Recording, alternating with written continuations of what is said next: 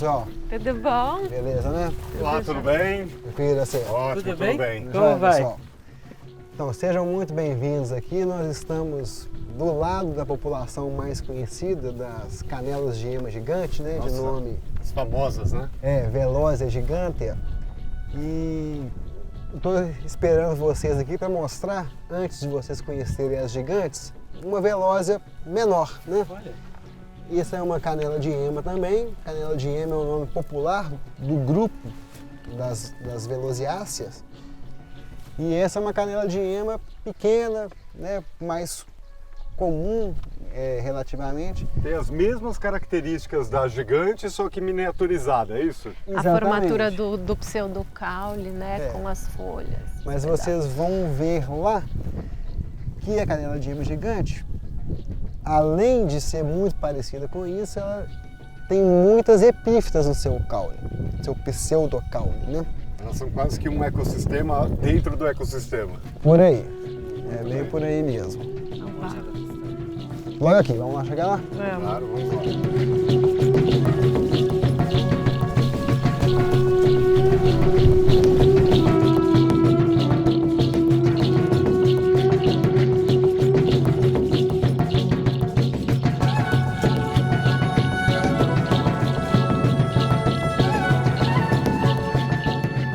Léo, a gente sabe que quimicamente os solos dos campos rupestres são quimicamente pobres. E isso é um empecilho para as plantas conseguirem absorver os nutrientes, né? Elas desenvolvem técnicas assim elaboradas para conseguir se nutrir melhor em relação à pobreza do solo? Sim, né? Os solos são realmente mais pobres que outros solos que a gente tem por aí. E uma estratégia conhecida é essa plantinha que faz pra gente, ó. É uma planta que compensa essa carência de nutrientes do solo, retirando nutrientes de animais, principalmente o nitrogênio. A gente tende a chamar essas plantas de plantas carnívoras, mas na verdade essas plantas são mais bem denominadas como plantas insetívoras. Porque a fonte de... Porque elas não conseguem matar um rato, ou um calango, um lagarto, uma perereca, né? Elas vão pegar pequenos insetos, mosquitinhos pequenos. Como a gente consegue ver bem, né? Isso são folhas modificadas? O que são essas estruturas onde eles estão presos aqui? Isso são as folhas que têm glândulas na ponta com um material pegajoso. Nossa, é bem pegajoso mesmo, né? Ele até prende no nosso dedo aqui. Prende Assim. no dedo. E os insetos vêm visitar essas plantas, né, em busca de recursos, de néctar ou de qualquer uma outra coisa que ele chame a atenção e ficam grudados nas folhas. Aqui eles morrem e as plantas conseguem assimilar parte do nitrogênio deles para o seu próprio desenvolvimento. Elas liberam alguma enzima aqui assim para fazer uma espécie de digestão, assim, ou é a decomposição do próprio inseto que acaba liberando? Não sei te falar. Certo. Mas ali tem uma série de insetos, né? Naquela ali especificamente, essa aqui, ó. Tem uma Essa série está mais de cheia. insetos. Até uns grandes mesmo, né? Pequenos besouros ali a gente consegue ver. Isso. E essa aqui está florescendo, né? Está com flores. Linda. É uma drósera. É uma drósera. Essa planta aqui é uma de um grupo grande. Sim, Aqui inclusive... tem outras, umas pequenininhas que ficam no chão, redondinhas. Inclusive, exatamente, tem umas muito pequenas, né? Recente, há pouco tempo foi descrita uma espécie de drósera com ocorrência em Minas Gerais, que a inflorescência, essa parte aqui, né, das flores, chega a atingir até 1,5 metro de altura. Uau! E entra aí ela foi classificada como a planta insetívora mais alta, quando a gente considera também a inflorescência. É bem recente esse registro. E elas estão crescendo num ambiente aparentemente mais úmido aqui, né? Próximo ali de uma galeria, ali assim. Exatamente, elas geralmente ocorrem em áreas mais úmidas mesmo. Né? Aqui, para a gente encontrar esse grupo nessa região que nós estamos, é geralmente nas ravinas, ou próximo aos cursos d'água, em áreas que encharcam. A água desce com a pra chuva, cá, né? Bem bacana. Interessante. Mais uma estratégia aí de sobrevivência no reino vegetal. Muito legal. Essa não está tirando leite de pedra, mas está tirando de mosquito. Pois é. Excelente. Ótimo. Para onde que a gente vai agora? Vamos lá, seguindo aqui. Nessa direção aqui? Isso. Aproveitar que já estou na frente e vou continuar. Vamos lá.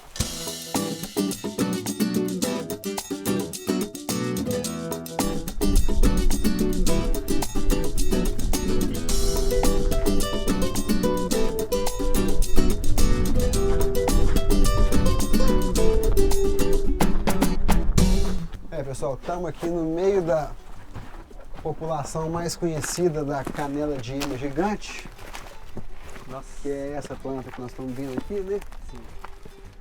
O nome da espécie mesmo é Velosia gigantea. Faz jus ao nome, então, hein? É, que dentre as velosas, pelo menos pelo conhecimento que a gente tem hoje, essa é a espécie de maior porte. Em altura. É. A gente tem mais de 200 espécies no grupo, né, das Velosiáceas, e nenhuma chega a 5, 6 metros de altura como essa planta chega. Qual a altura máxima que uma planta dessa pode atingir? O maior comprimento que nós medimos, não necessariamente a altura, né, tinha 7,40 metros. Que seria da base até um ponto. o ramo terminal mais distante da base. 7 metros. 7,40 metros. E são plantas de crescimento muito lento, né, Léo? Muito lento. Certamente são plantas de crescimento muito lento. Tem um dado que serve para o grupo como um todo, não foi feito para essa espécie exatamente não, mas que a gente usa de certa forma, que é uma estimativa de que essas canelas de emas grandonas cresçam em torno de 1 centímetro por ano. Nossa. 7 metros. 700 Então, anos. uma planta dessa pode ter aí mais 700 anos, né, ou 500 e tanto. Só uma tal. estimativa, né? Mas o mais importante não é a data precisa, é a gente entender que são indivíduos muito antigos e que estão aqui há muito tempo. Sim. E aí a gente vê por aqui que elas estão se renovando. A gente acha indivíduos pequenos, com 10 centímetros, 20. Aqui tem um pequeno. Ó. Ah, maravilha. Né? Isso aí é praticamente um neném. Um neném desse aí pode ter 20 anos, Sim. Nossa. com 20 centímetros. Oi, bebê. Mas é uma planta pequena. E o interessante dessa canela de ema gigante é que ela é endêmica daqui da região da Serra do Cipó. Isso significa que ela só tem aqui, né? Só ocorre na região da Serra do Cipó, dentro e fora do parque. Inclusive fora até da APA. Em volta do Parque Nacional do Serra do Cipó tem a APA Morro da Pedreira, que serve como É a área de zona proteção de ambiental, amortecimento. né? Que serve como zona de amortecimento para o parque. Mas tem populações dessa planta que não tem nem parque nem APA. Sim. Estão na fazenda de pessoas, que pega fogo todo ano, o gado entra e tal. Eu quero saber algumas particularidades dela. Eu vi que tem um grande número ali. A gente consegue chegar ali atrás? Sim, tranquilo. É? Dá para ir. Como que faz? Pode subir pelas rochas? Pelas pedras. Sim, tem que tomar cuidado que essa região é uma região de afloramento rochoso, porém tem muita rocha solta, né? Então a gente tem que pisar tomar aos cuidado, poucos. as rochas balançam, pode deslizar, Pode. mas com cuidado dá para andar assim. Você faz o caminho melhor. Fácil.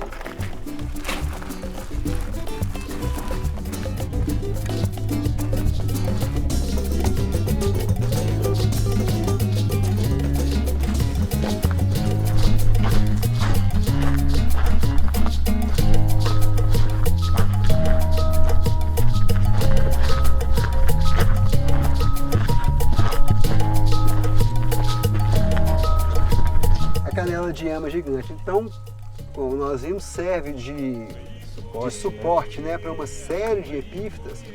Uma coisa que eu acho interessante mencionar é que a importância ecológica dessa planta é tão grande que mesmo depois de morta, ela continua servindo de suporte para as epífitas. Você viu, Anderson, que é no chão e Ah, é com a... verdade. Ó.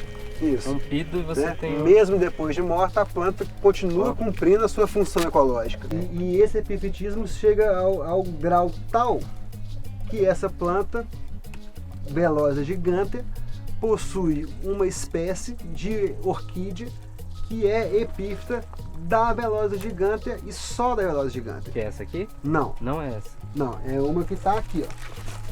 Ah, tem aí. Ela Ah, tem é um até pouco diferente do que essa Deixa eu ver. espécie. Nossa, é Sim, a flor é diferente, a folha é Ah, diferente. essa? Essa Como é a orquídea, flor dela? ela se chama Grobia cipoensis. Cipoenses pela localidade, de né? onde Serra ela- do Cipó mesmo. A flor dela tem cor de chocolate, Ah, que legal. marrom escuro assim.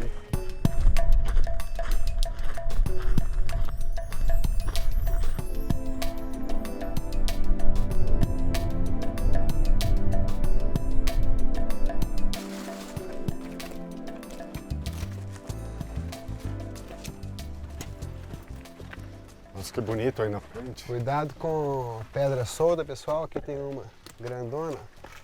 Não é porque é grande que tá firme, né? Isso. Dá a volta aqui. Essa daqui. Acabou de entrar uma cobrinha aqui de baixo. Mentira. Jura? Fugiu Aqui? dos dentes. Aham. Venenosa, será? Não sei. Deixa ela aí, né? Aqui debaixo dessa pedra. Eu não Aqui vi. a gente vê também a groba cipoense no alto aqui dessa canela de ema. Aquela que só cresce nessa espécie de velose. Isso, é endêmica da velose gigantea, né? E ela tá ali num ambiente bem propício a ter retenção de umidade, né? Bem no encontro dos ramos. Os né? ramos, Uma é. parte virada para baixo, né, onde tem um escoamento da água. Exatamente. Uma coisa que eu acho interessante é a presença das bromélias também. Eu tô vendo que tem uma espécie aqui que eu já vi em outras situações. Então ela tá sobre a velósia aqui, mas ela também vive sobre rochas e também no solo, no chão, né? Então Sim. essa diversidade de ambientes ou de situações aí onde ela possa viver é uma coisa interessante. Essa diversidade, essa capacidade de adaptação da planta, né? Ela pode estar aqui na pedra ou então em cima de uma outra planta, né? Como uma velósia, É. uma até outra árvore, assim. Mas aqui ela tá bem feliz, aparentemente. Aqui todo mundo fica feliz. Né? Não é? Muito bem. Até os dinossauros, né? Se eles existissem, estariam aqui nesse lugar. Circulando por aqui, né? Eu vou seguir por aqui. Então eu vou atrás de você. Também. É bom que eu vou vendo se tem pedra solta.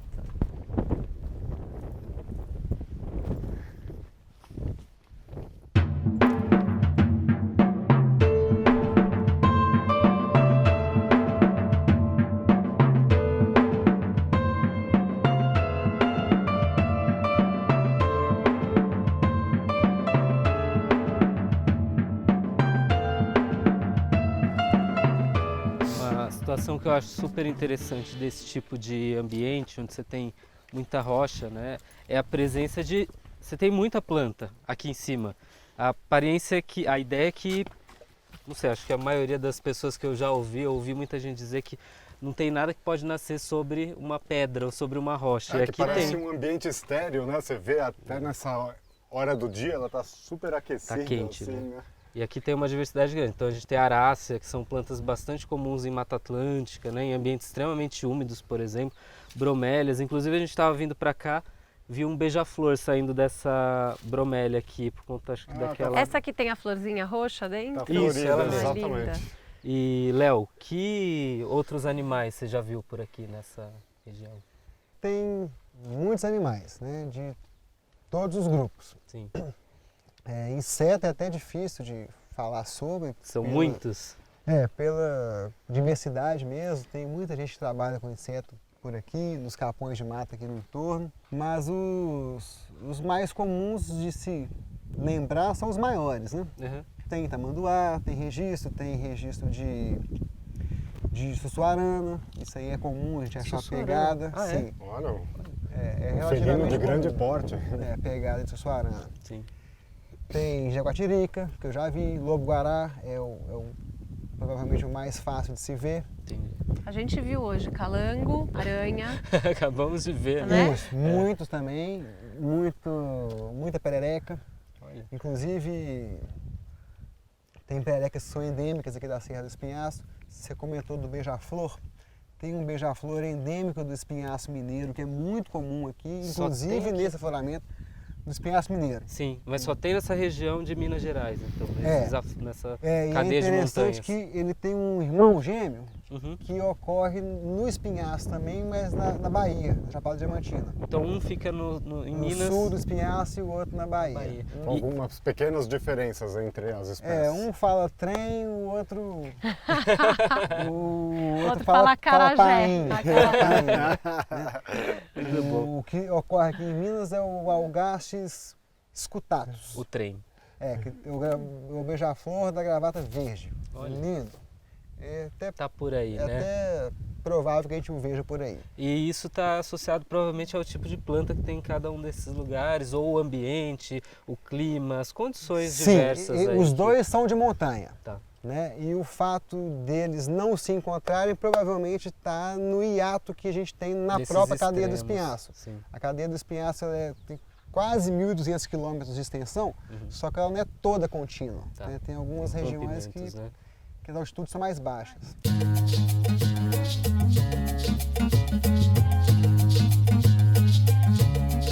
Então, esses grupos que se dispersam pouco, a gente tem muito endemismo.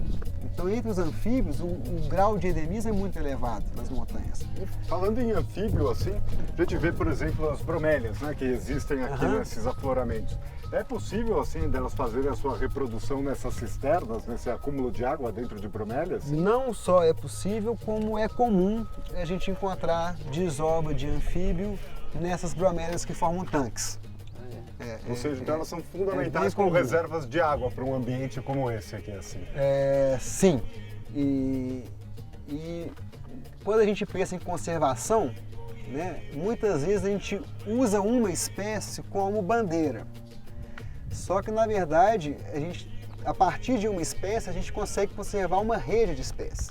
Uma dependendo da Então, outra. a canela de ema gigante é um exemplo clássico disso, né? A gente conservando a canela de ema gigante, a gente está conservando não só a canela de ema gigante, como também as epífitas que se abrigam no seu pseudocaule E o ambiente, né? e todo o ambiente ao qual ela pertence, que tem outras espécies. Aí tem os animais, né?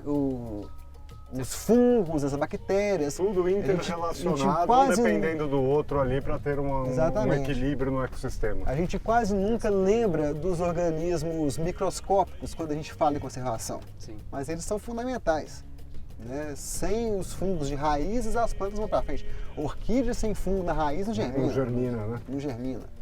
Os Então, líquens também, né? Associação com algas, por exemplo. Isso. Nessa bromélia mesmo, a situação é a mesma. A gente conservando essa bromélia, a gente conserva não só essa bromélia, como organismos que bebem a água que está aí dentro, que desovam aí dentro, que as larvas desenvolvem dentro dela muitas vezes. Os micro-organismos e assim. Micro-organismos também. E É a aí, conservação de um ambiente todo, né? Não é só Isso. de uma espécie ou de uma planta. Você falou dos anfíbios.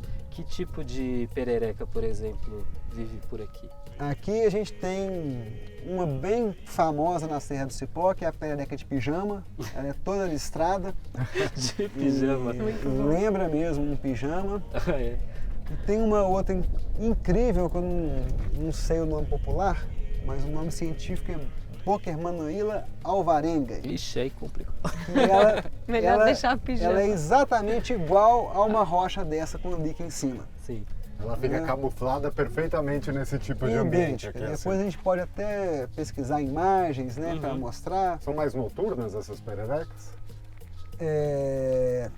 Sim, quando a gente trabalha com anfíbios, geralmente as coletas, a parte de campo é feita à noite. Porque eles vocalizam à noite, eles estão mais ativos à noite. Mas essa que vira pedra, a gente costuma ver de dia. Olha só, Vira então, pedra, né? Sempre paradinhos. pode ser que tenha uma até próxima da gente e nosso olho não está muito treinado. Exatamente. Nós estamos Não acha. reconhecendo aqui. Quase sempre o encontro com ela é acidental. Né? A gente nunca Então a riqueza de vida aqui é extrema. extrema, né? Tem um Mesmo- dado que uma professora muito importante para a Serra do Cipó gosta de usar, a professora Nanusa, que ela fala o seguinte, que a Serra do Cipó sozinha tem mais espécies de planta do que todo o Reino Unido. Né? São muita mais de 2.000 espécies de planta. E é engraçado que nós viemos caminhando e a gente até comentou um pouco disso, né? Você olha, parece que é um grande gramado, mas você consegue perceber esse grande número de espécies quando você simplesmente se abaixa, né? Você parou, olhou para baixo, você começa a perceber que na verdade tem muito mais vida do que esse simples não, né? Mas esse verde contínuo que tem aqui numa paisagem à distância. Isso que você descreveu é bem típico dos campos rupestres em Minas Gerais afora mesmo, não é só na Serra do Cipó não. A gente tende a ver campos e mais campos, achando que é uma coisa como espécie só ou com poucas espécies, mas é comum a gente olhar e em 1 metro quadrado tem 20, às vezes 30 espécies. Nossa, isso é muita diferentes. coisa, muita coisa. Em 1 metro quadrado, é muita coisa mesmo. E com formatos diferentes, texturas diferentes, portes diferentes, épocas de floração diferentes. História de vida diferente, estratégias de manutenção diferente. Polinizadores diferentes, Isso. e aí não acaba mais. É.